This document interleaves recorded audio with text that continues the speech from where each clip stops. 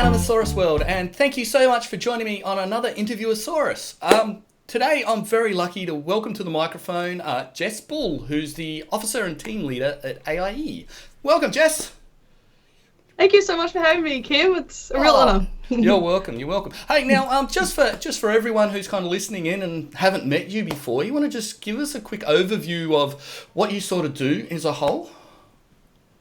Yeah, I do quite a lot, wear many hats, but I'm an event officer team leader at AIE, Academy of Interactive Entertainment. We teach people how to make games and films. I do a range of different things, mostly like the marketing side, you could probably say. So reaching out to people who might be interested in going into games and films and really connecting with the next generation and bringing them on and onboarding them to AIE to then see them thrive. Cool. Oh, well, let's just start back, back at the start. This is where you are now. But what sort of got you started on your digital creative kind of journey, career? What sort of got you into this? Yeah, I probably could go back to when I was like 3 years old and loving games and films, and especially those like the extra CD that you watch. And I basically watched all the special effects and all those extra videos that come with DVDs back when I was a kid, but let's get many years forward. At high school, I went to an all-girls school where it was kind of shunned to be into games or film and all that sort of creative, like digital creative stuff, but that only made me want to do it more. So always had my Mac laptop in front of my normal school laptop and just like playing around with things. Final Cut Pro was like my favorite, and also playing Left 4 Dead and Half-Life 2 in the middle of English class because wasn't a big fan of English class. But yeah, like then moving on, I found AIE. So actually a graduate from AIE. I did the game art and animation course, wanting to go into the industry and be an environmental artist. Like I really love environments in both games and film. Also wanted to be like a set dresser or designer for like on stage production. So I've always had a bit of like a flair for just all this creative work and seeing something fully come together. I love seeing even today, like people showing short little animations or modeling of something, and next minute it's in something. It's pretty amazing. Cool. Yeah. You got exposed to the industry in Sydney there, but you didn't just kind of stay in like one little corner. You branched out and actually tried reaching out to the community as well, didn't you?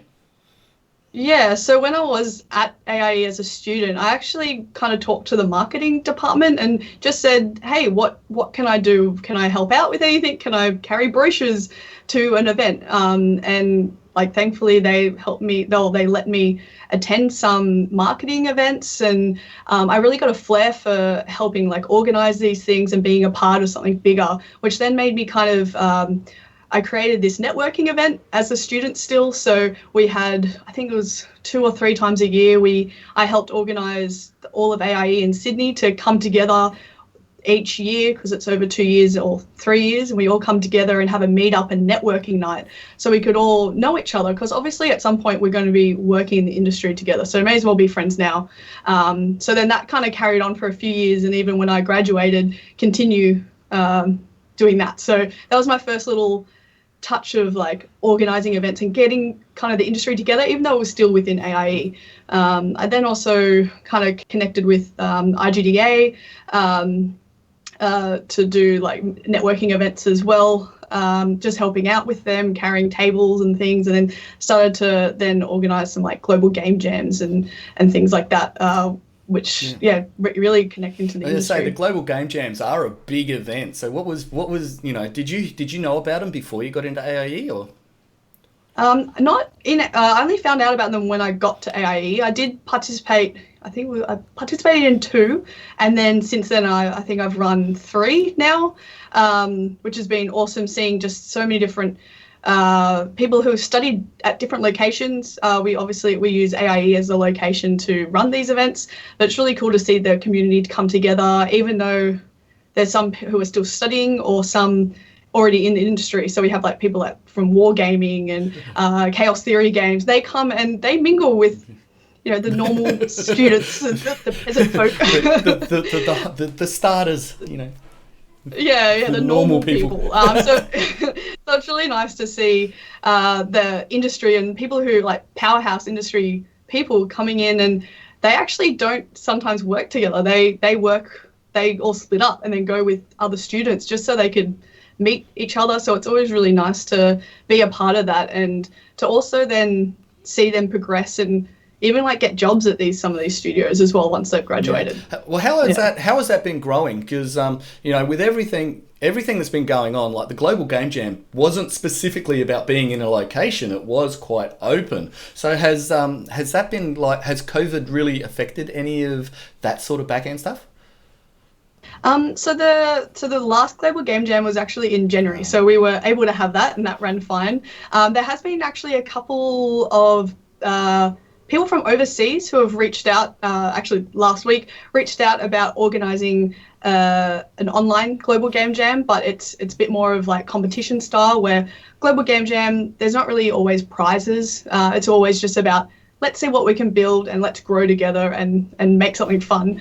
But yeah, there's soon to be some other online global game jams connecting developers from across the world as well. So watch this space for games. Ooh. Yeah, really much. You got really interested in the games industry because that was, like you were saying, you were trying to get into environment art. So down there in Sydney at the moment, since you're inside the education part, what's the industry sort of feel like for games down there? Yeah, it's actually growing over the last maybe 2 years. We've, with help with Game Plus, which is a part of AIE, it's a co-working space. So we've got a whole bunch of studios actually housed under one roof. So, and that's kind of right near AIE and a lot of other universities that teach games and film. So the area in Sydney is actually it's feeling a lot more alive than it has maybe going 6 or 7 years ago now. But yeah, the last couple of years, it feels a lot more livelier.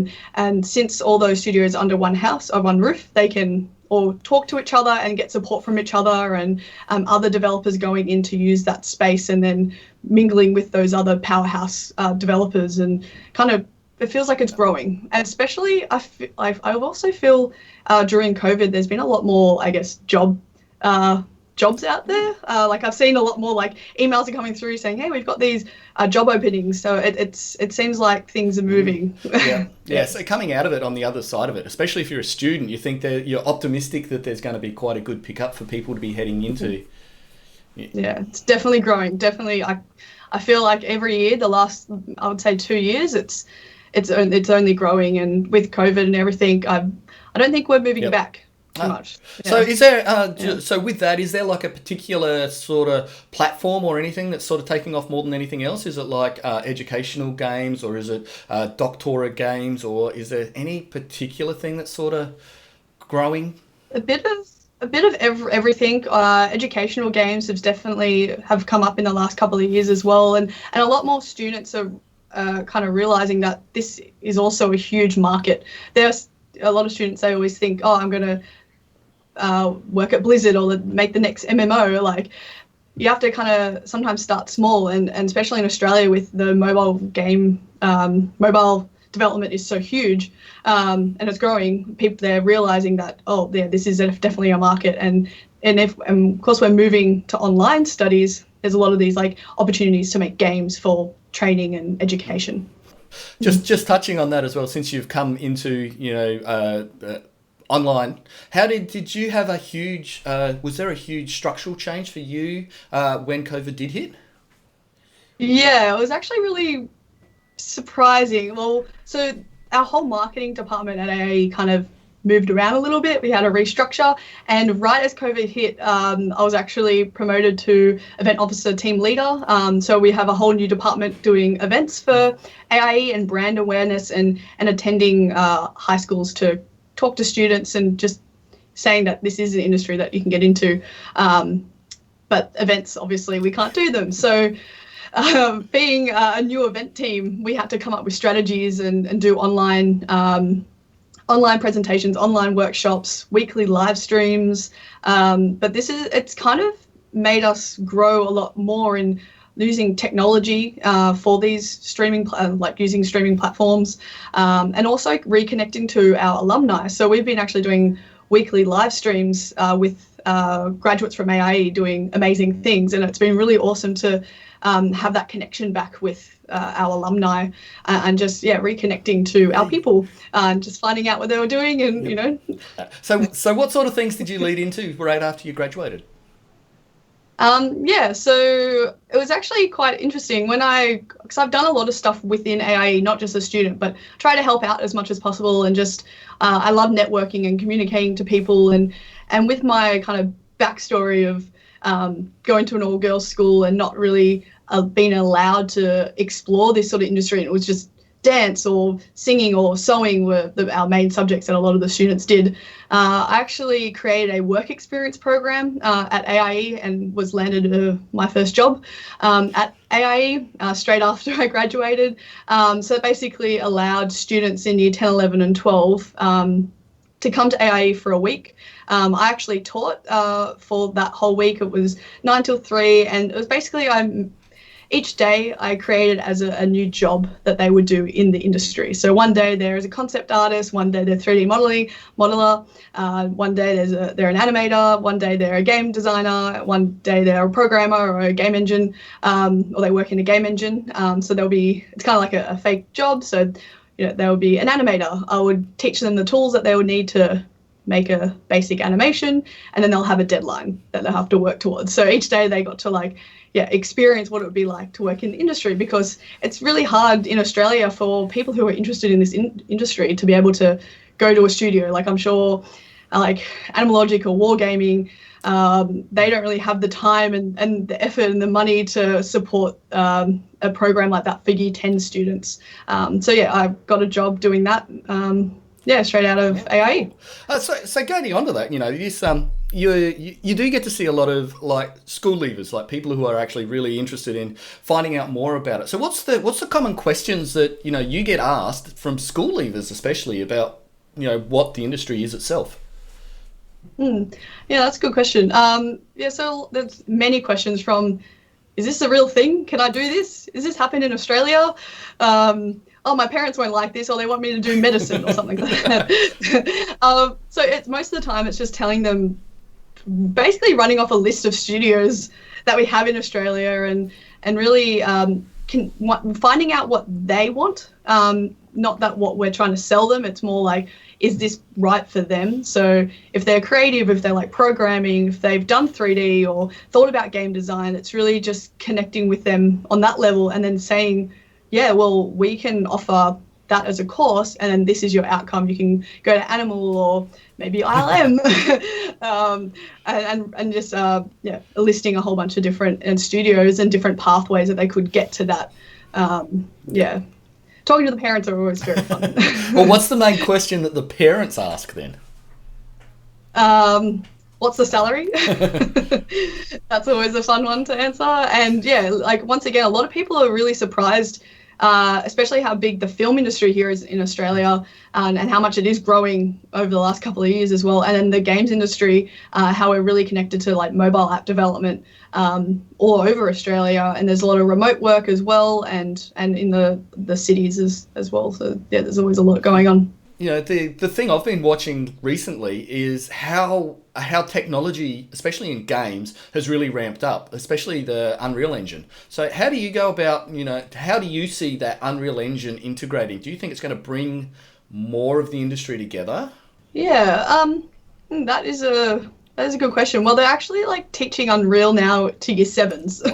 Wow. So there's a lot of interest with it, both in the industry and at high schools. I'm sure from seeing that they're putting that into their curriculum, that it is going to take off. It is taking off. There's still, in the industry, there's still a mix of people using Unity and Unreal, or using their own engines. But with the technology with Unreal and the connection to virtual reality, and also the range of different things, a range of different games that you can make. So all those like educational games are definitely, you can see that's happening a lot more now. You just hit VR. VR, I think, is one of the really developing industries which is coming out, because you imagine a virtual classroom with a VR helmet. You know, if you had everyone with a VR helmet instead of going home to be homeschooled, oh my God, that would be an unreal learning exercise. So, No yeah. pun intended.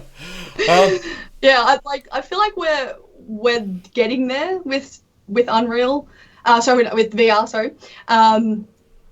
But it is still quite expensive, especially like I could definitely see going into like Ready Player One style, and everyone has the headset on from the book or movie if you've seen that, and being educated that way. If we all have to stay at home these days, it would be awesome if we can all just chuck a headset on. But it is a little bit expensive at this point, so hopefully in a couple more years' time that price will drop, or there'll be different lighter versions, you could say, of the headset, so making it more accessible for players or users, and then helping developers then develop. Yeah. But well, that. you still need something for it to run on as well. So you know what platform you're still working off of too. So we talked about getting people in and what people want, and where the industry's at now. But what sort of innovations are you seeing sort of happen, and where do you think people are going to be able to innovate within the say a 5-year space? Are you being like in the industry or within AIE or within high schools? Oh, okay. Well, let's go for the schools first, because I know the schools is one where that's where people are leading. That's where they're getting the first touch of the industry by themselves, is in schools. So how do you think the schools are going to innovate around leading people into the industry? Yeah, well, like at the moment, it's coming very popular for people to not only in senior class where they can do electives, but from year 7 they're able to do a game design subject, and also do 3D animation as a subject, and they go in a couple of times a week, they do an hour subject for that year. And so they're already starting so early. It's scary. And even some year 6s, I've heard that they're already coding games to a very high level, which is slightly scary. So they might have the soft skills, but still they've got to develop the skills around what gameplay is and how to actually do it. But their knowledge of the software will just be ingrained. Yeah. Oh. Yeah. It's already there by the time they hit senior classes, and the teachers are then also learning. I've met some teachers who actually while they were studying at uni doing teaching degree, whatever they do. Also, some of their units they learnt 3D modeling and animation. So that was their their side units. So then now when they're at the school, they can then teach 3D animation as a subject. Oh, wow. Yeah, multi-skilling. Yeah. You're like, I'm a teacher as well as a 3D artist. Hooray! Yeah. Just a throwaway thing. Oh, yeah, this 3D thing's just on the side. I guess another thing which I really want to ask someone within education is 3D, there's some software that's been around for so long that's really had a grip around the industry, that being Autodesk. Do you think that there's slowly more and more things coming up to fruition where they're going to be, especially in education, they can use something like Blender, which is, open source? Do you think there's going to be more students wanting or demanding to learn more about that? Well, at the moment, especially like at AIE, because we teach Maya and it is an industry standard program, a lot of people have come from Blender because that's what they were taught at school. Or because they could get their hands on it because it was free. They understand that there is a lot of different software out there, and some of the free ones, even some studios are using some of the free 3D modeling programs. But once you really know one software, a lot of those skills are transferable. So a lot of the times there's been some students who have been working, they do the same project, but they do it in Maya and then in Blender. Like they do it side by side, or they do Unity and Unreal. They're doing the same thing just so they're keeping themselves active and learning these platforms and programs, so then they're more they're able to get a job in more places. Yeah. Got themselves so that they've got another tick on their belt to say I can do this and this. Yeah. Cool. Yeah, exactly. Awesome. So I'd like to thank you so much for sharing some of your knowledge with everyone, Jess. I really appreciate your time. Is there anyone you want to say hi to while you're here? Hi, Mom, I made it. All right, thank you very much. Thank Anima-saurus World. If you ever want to get in contact with Jess, just try looking her up through the AIE website. I'm sure she'll find you and kind of give you as much information about them as possible. But until the next time, we'll say